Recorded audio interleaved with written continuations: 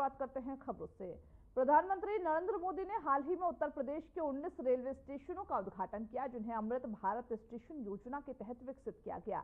बताते यह चले कि इस योजना का उद्देश्य भारतीय रेलवे के स्टेशनों को आधुनिक सुविधाओं से लैस करना और उन्हें विश्व स्तरीय बनाना है। इन स्टेशनों के उद्घाटन से न केवल यात्रियों को बेहतर सुविधाएं मिलेंगी, बल्कि स्थानीय अर्थव्यवस्था और पर्यटन को भी बढ़ावा मिलेगा।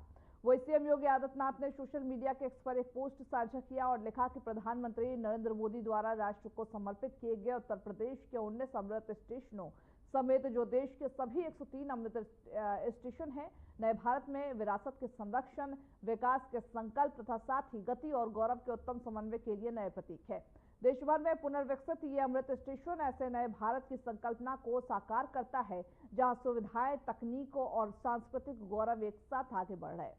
निश्चित ही यह अमृत स्टेशन क्षेत्र के विकास, स्थानीय संस्कृति के उन्नयन, पर्यटन और व्यापारिक गतिविधियों के विस्तार में सहायक सिद्ध होंगे। यात्रियों को एकीकृत आधुनिक सुविधाओं से युक्त, सुलभ और आत्मीय यात्रा का अनुभव देने वाले इन अमृत स्टेशनों के लिए प्रधानमंत्री जी का हार्दिक आभार।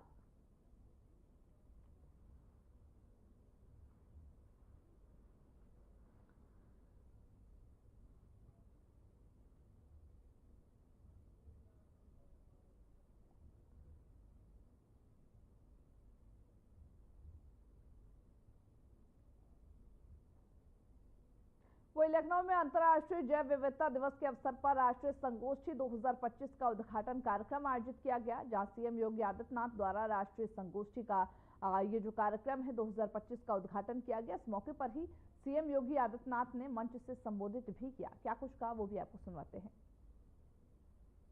के बारे में नहीं, केवल जीवों के बारे में नहीं, केवल जंतुओं के बारे में नहीं, हमें उसकी उस पूरी विविधता के बारे में जिस पर जीवन चक्र आधारित है, इन सब के बारे में सोचना पड़ेगा। और इसीलिए तो अथर्ववेद ने कहा है कि धरती हमारी माता है, हम सब इसके पुत्र हैं। तो एक पुत्र के नाते हम अपनी जिम्मेदारियों का निर्वहन कितना कर पा रहे हैं, यह आज एक प्रश्न हम सबके सामने है। और इसीलिए दुनिया के मंचों में 1992 में इसमें चर्चा प्रारंभ हुई होगी। प्रधानमंत्री मोदी जी ने दुनिया को इस बात के लिए आश्वस्त किया कि 2070 तक भारत नेट जीरो के लक्ष्य को प्राप्त करेगा। लेकिन इस लक्ष्य को प्राप्त करने का काम केवल सरकार के स्तर पर नहीं, बल्कि हम सबके सामूहिक प्रयास से जब एक कार्यक्रम आगे बढ़ेंगे तो इसके परिणाम हमारे सामने देखने को मिलेंगे। मुझे प्रसन्नता है उत्तर प्रदेश के वन विभाग ने पिछले 8 वर्ष में 210 करोड़ से अधिक वृक्षारोपण के कार्यक्रम को आगे बढ़ा करके उत्तर प्रदेश के फॉरेस्ट कवर को आगे बढ़ाने में मदद की। ये पर्यावरण के प्रति और प्रकृति के प्रति हमारी कृतज्ञता का एक छोटा सा उदाहरण हो सकता है। आदरणीय प्रधानमंत्री जी के प्रयास से नमामि गंगे परियोजना के बहुत अच्छे परिणाम सामने आए हैं। कानपुर नमामि गंगे परियोजना का जो सबसे क्रिटिकल पॉइंट माना जाता था, आज आप देखते होंगे और मुझे अंतःकरण से प्रसन्नता होती है कि हमारी देव नदी गंगा कानपुर में अविरल भी है और निर्मल भी है। यह सृष्टि केवल मनुष्य के लिए नहीं है और मनुष्य को अगर अपने अस्तित्व को बचाना है तो उसको सभी जीवों के अस्तित्व के बारे में, जंतुओं के अस्तित्व के बारे में, जल स्रोतों के बारे में, उनके संरक्षण की दिशा में तो कार्य करना ही पड़ेगा। साथ साथ जो पर्यावरण का एक समन्वित रूप है, इन सब के बारे में भी गहन मंथन करते हुए उसको क्रियान्वित करने की दिशा में आगे बढ़ना पड़ेगा। एक साथ सामूहिक प्रयास का हिस्सा बनना चाहिए। इसमें सरकार भी बल लगे, पर्यावरणविद भी इसके साथ जुड़े, समाज के प्रबुद्ध जन भी इसके साथ जुड़े, आम जनमानस को भी अगर हम इसके साथ जोड़ करके इस अभियान का हिस्सा बना सकते हैं तो इसके सार्थक परिणाम हम सबके सामने आएंगे। और मुझे प्रसन्नता है कि उत्तर प्रदेश का हमारा जो बायोडायवर्सिटी बोर्ड है वह इस दिशा में कुछ प्रयास कर रहा है।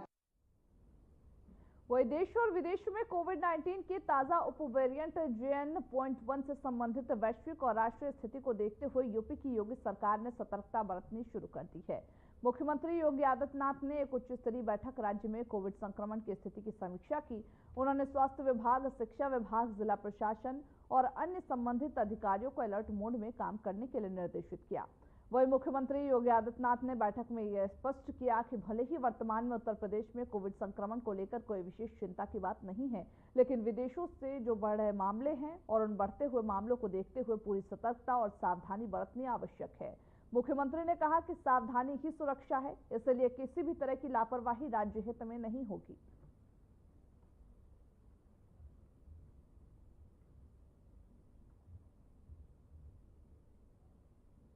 विधानसभा अध्यक्ष सतीश महाना उन्नाव पहुंचे हैं, जहां बीजेपी कार्यकर्ताओं ने जगह जगह उनका स्वागत किया। विधानसभा अध्यक्ष ने विकास कार्यों का लोकार्पण किया। बताते ये भी चले कि गंगा घाट क्षेत्र के एक गेस्ट हाउस में इसका आयोजन किया गया था, जहां सतीश महाना पहुंचे थे और जो बीजेपी के कार्यकर्ता थे वो उनका स्वागत करते हुए नजर आए।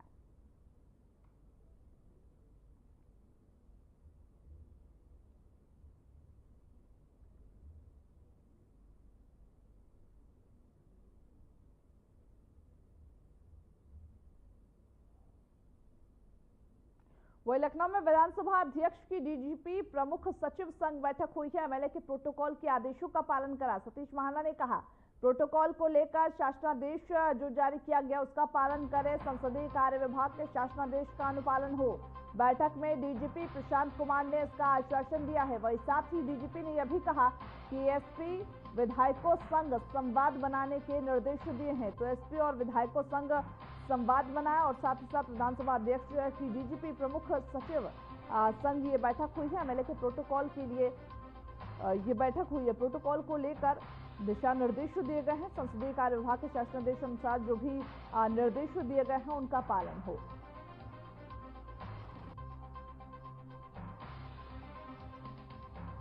एमएलए के प्रोटोकॉल का पालन है। प्रोटोकॉल को लेकर शासनादेश जारी किया गया, जिसके पालन करने को लेकर के कहा गया। वही साथ ही साथ एसपी को विधायकों संग संवाद करने के लिए भी कहा गया। वही लखनऊ में यूपी पंचायत चुनाव को लेकर बड़ी तैयारी शुरू हो गई है। राज्य निर्वाचन आयोग ने तैयारियों का जायजा लिया। पंचायत चुनाव जनवरी-फरवरी 2026 में संभावित है, जिनमें 57,691 ग्राम पंचायत, 826 ब्लॉक, 75 जिला पंचायत राज्य निर्वाचन आयोग ने ई टेंडर जारी किए हैं। वही 67 जिलों में जो मतपेटिका है उनकी आपूर्ति के लिए भी टेंडर जारी किया गया है। तो बड़ी खबर आपको बता दें, जहां पर पंचायत चुनाव को लेकर के यूपी में तैयारियां शुरू हो चुकी है। अनुमान लगाया जा रहा है कि जनवरी से लेकर फरवरी तक 2026 में ये संभव है कि चुनाव कराए जाएं, और इसी के मद्देनजर तैयारियां जो है वो पूरी कर ली गई है। राज्य निर्वाचन आयोग ने इसके बारे में जानकारी दी है कि संभावित जो है वो जनवरी-फरवरी में चुनाव कराए। 67 जिलों में मतपेटिका को लेकर के भी टेंडर जारी किया गया, ताकि तैयारियां समय से पहले पूरी हो जाएं। तो राज्य निर्वाचन आयोग ने तैयारियों का जायजा लिया है। उत्तर प्रदेश के पीलीभीत में, जिसे तराई का पंजाब भी कहते हैं, सिखों के ईसाई धर्म में धर्मांतरण का खुलासा हुआ है। पंजाब और नेपाल से जुड़े हुए पास्टर्स पर प्रलोभन और साथ ही साथ दबाव से धर्मांतरण कराने के आरोप लगे हैं। जिले के पूरनपुर में स्थानीय गुरुद्वारों ने बाकायदा पुलिस में भी ये शिकायत दर्ज कराई है कि उन गांव में जहां सिर्फ सिखों की आबादी है, वहां लालच या फिर चांगाई प्रार्थना सभा के जरिए उनका धर्म बदलवाया जा रहा। दावा यह भी है कि 1-2 नहीं बल्कि 3000 लोगों ने अपना धर्म परिवर्तन कराया है।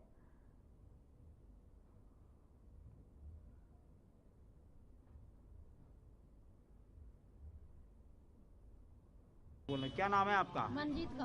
क्या समस्या है? कौन है गांव में? समस्या है सतनाम पति प्रधान, ये बहुत लोग हैं इकट्ठे होके, एक तरफ इकट्ठे होके हमारे घर वाले को तो ईसाई बना दिया, हमको दबाव बना रहा है। हमने मना करा कि हम नहीं बनेंगे, तो हमारा बहुत नुकसान घर पे कर दिया। गन्ना जोत दिया, हरी भरी फसल जोत दिया, बच्चों को मारपीट करा। क्या लालच क्या देता है ईसाई के लिए, क्या कहता है? सरकारी योजना देंगे, 2 लाख रुपए देंगे, कुछ नहीं दिया। हमारी गेहूं भी 2 एकड़ थी, कमेटी में दिया था, कमेटी वाले भी हड़प गए। अच्छा प्रश्न किया। आज हमने आग्रह किया था माननीय जिला अधिकारी जी से, हम उनसे मिले और उनको सारी स्थिति का हमने अवलोकन कराया, उनको डोजर दिया, जो इस पूरे जहाँ पर जो हमारे पास साक्ष्य थे वो दिए। और इसी श्रृंखला में हमें एसएसपी साहब यादव जी को भी हमने सारी चीज़ें यहाँ चीज़ों को अवगत कराया। हमने ये भी बताया कि ये मुद्दा केवल अब उत्तर प्रदेश का नहीं रह गया, ये मुद्दा श्रोमणी गुरुद्वारा प्रबंधक कमेटी का हो गया है और जितने भी सिख संगठन इस देश में है सबका हो गया है।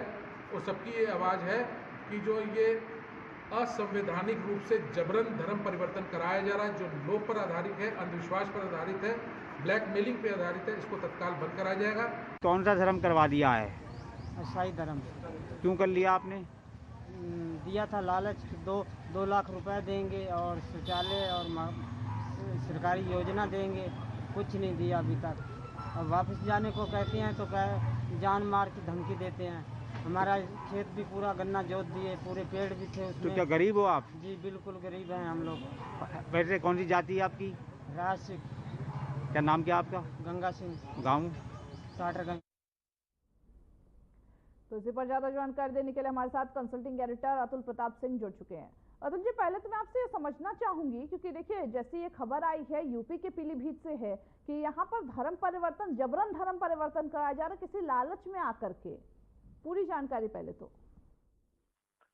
देखिए अंजलि, ये जबरन धर्म परिवर्तन कहें और उससे पहले इसको कहें कि प्रलोभन देकर या फिर आपको इस तरीके से दबाव बनाकर कि हम इतना पैसा देंगे और आपके ऊपर हमारा पूरा प्रभाव रहेगा और आगे सहयोग भी रहेगा, तो इस लालच को देकर अगर धर्म परिवर्तन कराया जाता है तो वो आज नया नहीं है। ये मामला काफी दिन के बाद फिर से उजागर हुआ है, खुला है और इसको लेकर पुलिस तक शिकायत भी पहुंची है। लेकिन मैं याद दिलाना चाहूंगा आपको, 90 का दशक और उसके बाद जो धर्म परिवर्तन खासतौर से हिंदुओं को ईसाई बनाने का, कन्वर्जन का जो खेल चलता था, वो पूर्वांचल के तमाम हिस्सों में चलता था, क्योंकि गरीब तबका वहां रहता था और इनको ऐसे ही लालच दिए जाते थे कि आपके क्षेत्र में स्कूल बनाए जाएंगे, बड़े बड़े आपके बच्चों को मुफ्त में शिक्षा दी जाएगी, पैसे दिए जाएंगे, सारी सुविधाएं दी जाएंगी और बड़े पैमाने पर वहां पर हुआ भी। अभी थोड़े दिन पहले लगातार पूरे देश में आप देखिए कि जो धर्म परिवर्तन का जब जिक्र होता था तो वहां पर ये कहा जाता था कि हाँ धर्मांतरण कराया जा रहा है, वो मुस्लिम धर्मांतरण है। लेकिन पैरेलली जो पास्टर्स हैं, जो ईसाई हैं, वो भी विदेशी फंडिंग के जरिए भारत में लगातार इन तमाम कुरीतियों को बढ़ा रहे हैं या फिर कृत्यों को अंजाम दे रहे हैं। थोड़ा सा पिछले कुछ दिनों में इसको लेकर चर्चाएं कम हुई थी। अब ये जो मामला है, आप देखिए कि जो पूरा बेल्ट है पीलीभीत का, या फिर इससे आगे आप बढ़ते चले जाइए लखीमपुर का हिस्सा हो गया, ये पूरा इलाका तराई का इलाका बोला जाता है, खासतौर से तराई पंजाब भी बोला जाता है, क्योंकि जब बंटवारा हुआ देश का, उस वक्त में बंटवारे के बाद जो तमाम शरणार्थी थे इस पूरे बेल्ट में आकर बसे हैं और कई गांव वहां पर पंजाबियों के हैं, सिखों के हैं।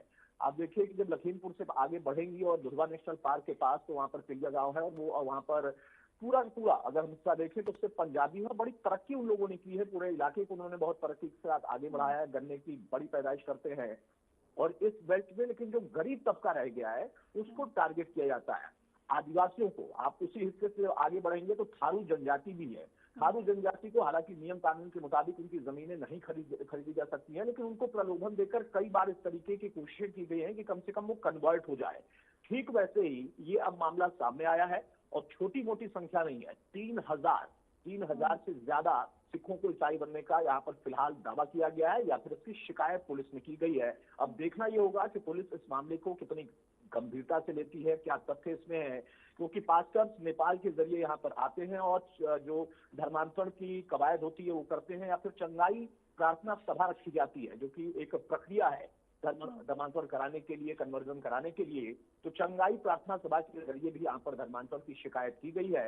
अब शिकायत के आधार पर FIR लॉन्च करने के बाद पुलिस जब यहाँ पर कार्रवाई करेगी, एक्शन लेगी, जांच करेगी, तब खुलासा होगा कि मास्टरमाइंड कौन है और कितने लोग हैं जिन लोगों को टारगेट किया गया, किस मकसद से किया गया। अंजलि, लेकिन अतुल जी देखा जाए तो यूपी वो इलाका है जहां कहा जाता है कि योगी का डंका बसता। बीते दिनों में हमने देखा था जब धर्म परिवर्तन की बात आई थी, जैसा आपने भी कहा कि मुस्लिम धर्म परिवर्तन कराया जा रहा था, मुस्लिम में कन्वर्ट किया जा रहा था, लेकिन इस बार ईसाई बनाया जा रहा है। लेकिन मैं आपसे ये जानना चाहूंगी, देखिए 2020 से लगभग ये काम किया जा रहा है, 2025 चल रहा है, ऐसे में बहुत लंबा समय इनका जो नेटवर्क था वो फैला रहा, अब जाकर के ये खुलासा हुआ कि ऐसी चीजें हो रही, लगभग 30% में से 10% को डाइवर्ट किया जा रहा है। देखिए, इसमें कोई शक नहीं है कि योगी की सरकार है और बाबा का बुलडोजर हमेशा चर्चा में रहा है। इसमें कोई शंका और आशंका का सवाल ही नहीं है। हाँ, सवाल अगर उठेगा तो सवाल ये उठेगा कि एक बार फिर से ऐसे कन्वर्जन की जो सुबुगाहट है वो कैसे सामने आई है, या फिर ये कवायद करने की हिम्मत हुई कैसे। आपने कहा कि पिछले कई सालों से चल रहा था, इसीलिए मैंने पहले कमेंट में ही कहा कि पिछले कई नहीं सालों से बल्कि दशकों से चल रहा था। 90 के दौर में पूर्वांचल में इसका खुलासा भरपूर हुआ था और तमाम ऐसे क्षेत्र थे, तमाम ऐसे स्कूल थे जिन लोगों का हम लोगों ने भी दौरा किया या हमारी जानकारी में होता था कि इस बेल्ट में जहां पर गरीब तबका है वहां पर अचानक से एक अच्छी खासी बिल्डिंग बन जाती है। उस बिल्डिंग में सारी जो सुविधाएं होती हैं जो हमारे यहाँ सरकारें नहीं दे पाती हैं, सुविधाएं वहां पर रहती हैं और एकदम बिल्कुल पिछड़ा इलाका या फिर दूरवर्ती सुदूरवर्ती इलाका।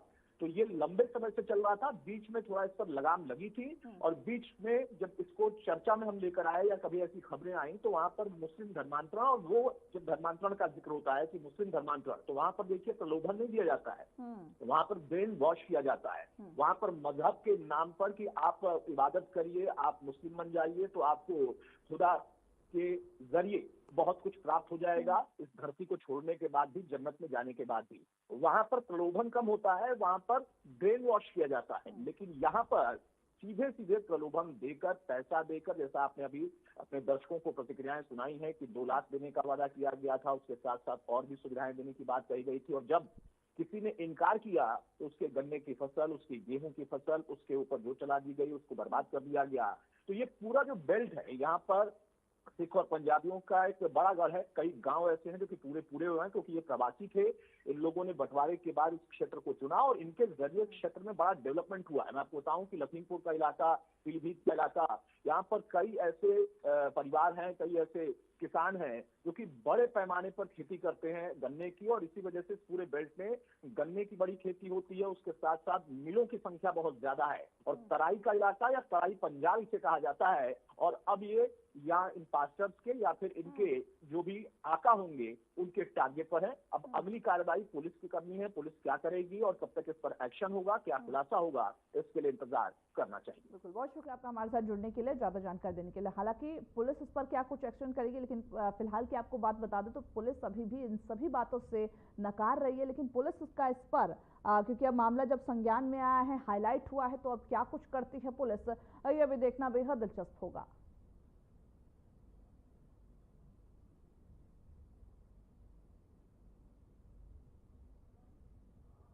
तो जहां पंजाब की राह पर कहीं ना कहीं यूपी का जो पीलीभीत है वो चलता हुआ नजर आ रहा है। एक बड़े पैमाने पर धर्म परिवर्तन कराया जा रहा है, जिसको लेकर के जो नेपाल से पास्टर्स आते हैं उसके बाद जाकर के इस पूरे धर्म परिवर्तन को कराया जाता है।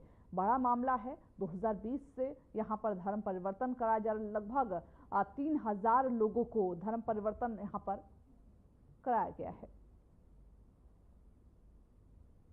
वही लखनऊ में पूज्य देवी अहिल्याबाई होलकर जन्म त्रिशताब्दी वर्ष स्मृति अभियान 2025 के अंतर्गत संगोष्ठी कार्यक्रम आयोजित किया गया। इस कार्यक्रम में सीएम योगी आदित्यनाथ ने शिरकत किया, वही मंच से संबोधित भी करेंगे। लेकिन फिलहाल आपको तस्वीरें दिखाते हैं कि अहिल्याबाई होलकर जन्म त्रिशताब्दी समारोह है, जहां पर सीएम योगी आदित्यनाथ श्रद्धांजलि अर्पित करने के लिए वहां पर पहुंचे हैं और इसके बाद फिर मंच से सीएम योगी आदित्यनाथ संबोधित भी करेंगे। और साथ ही साथ, क्योंकि अगर देखा जाए तो अहिल्याबाई होलकर की जो जीवन शैली थी, जो उनकी जीवनी थी, उससे सभी प्रभावित होते हैं और इसी के मद्देनजर सीएम योगी आदित्यनाथ भी आज लखनऊ पहुंचे हैं और वहां पर उनको श्रद्धांजलि अर्पित करते हुए नजर आए हैं।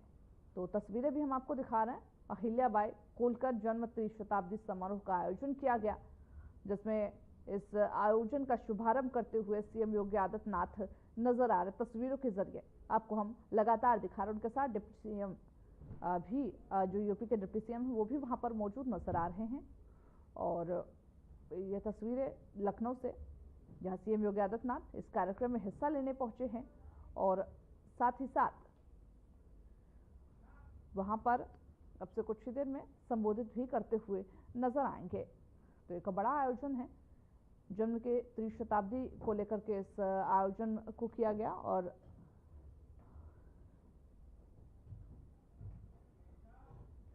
अहिल्याबाई होलकर जन्म त्रिशताब्दी समारोह के अवसर पर सीएम योगी आदित्यनाथ आज पहुंचे। देखिए, जैसे हमने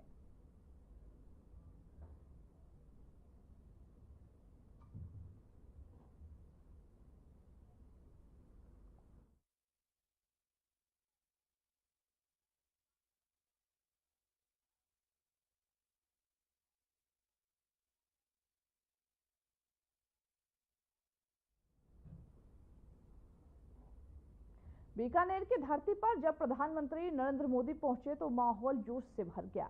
ऑपरेशन सिंदूर के बाद उनका यह पहला राजस्थान दौरा था और उन्होंने पाकिस्तान को सख्त संदेश देते हुए साफ कहा कि घमंड करने वाले मलबे में पड़े हैं। 22 मिनट में पाकिस्तान से बदला पूरा किया। पीएम मोदी ने बीकानेर जिले के देशनोक से 103 रेलवे स्टेशनों का उद्घाटन किया और बीकानेर बांद्रा ट्रेन को हरी झंडी दिखाकर रवाना किया। वहीं साथ ही साथ कई जो विकास परियोजना थे उनका शिलान्यास और उद्घाटन भी किया गया। लेकिन पूरे कार्यक्रम की सबसे बड़ी गूंज उनकी पाकिस्तान पर तीखी टिप्पणी रही। क्या कुछ कहा, सुनिए। पाकिस्तान की वीर धरा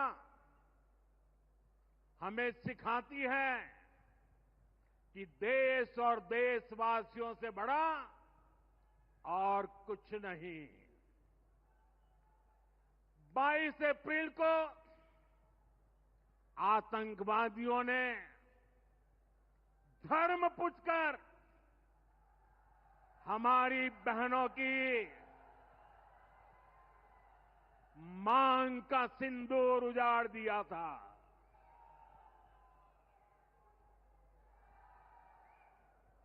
वो गोलियां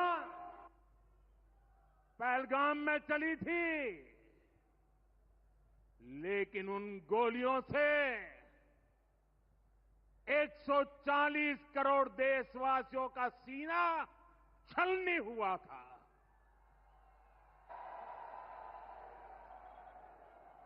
इसके बाद हर देशवासी ने एकजुट होकर संकल्प लिया था कि आतंकवादियों को मिट्टी में मिला देंगे, उन्हें कल्पना से भी बड़ी सजा देंगे। आज आपके आशीर्वाद से, देश की सेना के शौर्य से हम सब उस प्रण पर खरे उतरे हैं। हमारी सरकार ने तीनों सेनाओं को खुली छूट दे दी थी।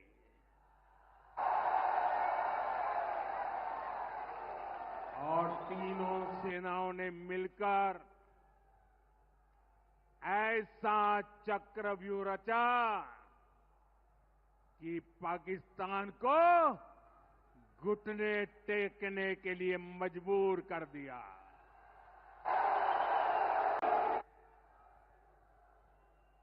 बाईस तारीख के हमले के जवाब में हमने 22 मिनट में आतंकियों के 9 सबसे बड़े ठिकाने तबाह कर दिए।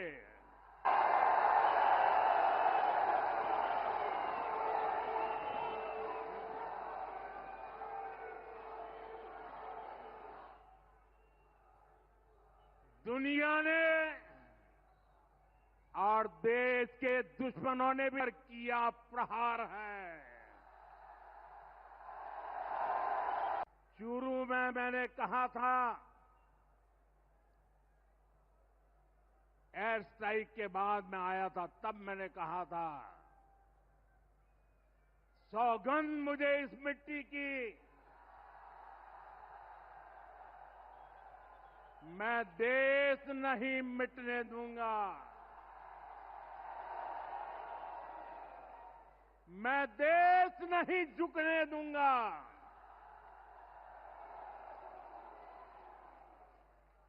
आज मैं राजस्थान की धरती से देशवासियों से बड़ी नम्रता के साथ कहना चाहता हूं, मैं देश के कोने कोने में वही मुंबई से बड़ी खबर की ओर रुख कर लेते हैं। सलमान खान की सुरक्षा में बड़ी चूक हुई है। 19 मई को रात में महिला ने घर में घुसा है। वही साथ ही साथ ये बड़ी खबर आपको बता दें, सलमान खान की सुरक्षा में बड़ी चूक हुई है। 19 मई को रात में महिला ने घर में घुसने की कोशिश की। पुलिस ने महिला को गिरफ्तार किया है। तो वही 20 मई को एक अनजान युवक को भी वहां पर देखा गया था। तो बीते 4 दिनों में 2 बार घर में घुसने की कोशिश हुई है। गार्ड्स ने अनजान लोगों को पकड़कर पुलिस को सौंप दिया है। सलमान खान के सुरक्षा में ये बड़ी चूक बताई जा रही है, जिनमें 19 मई को रात में महिला ने घर में घुसने की कोशिश की थी। वहीं पुलिस ने महिला को गिरफ्तार कर लिया।